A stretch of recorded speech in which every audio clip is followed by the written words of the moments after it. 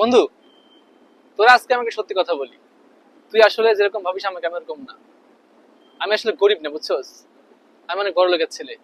এতদিন মানে তোর সঙ্গে আমি অভিনয় করছি, কেমন জানাস? আমাদের তো বন্ধু আছে, এতদিন যেগুলো ছিল সবাই আমার ভেঙে খাইছে।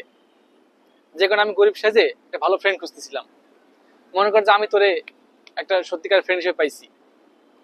তো আমি ভাবতেছি এখন থেকে, যেহেতু তুই আমার আসল রূপ জানছিস, এখন থেকে তোরে আমি আমার সাথে রাখবো। তোর টাকা পয়সা যা লাগে সব আমি দেবো, বুঝছস?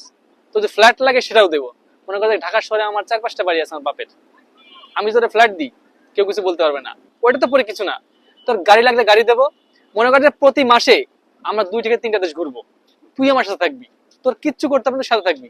কি লাগবে আর তুই সেটা বল। কি কস বন্ধু, সত্যি? আমার তো বিশ্বাস হইতাছে না। দাঁড়া, একটা চিমটি দিয়া দেই।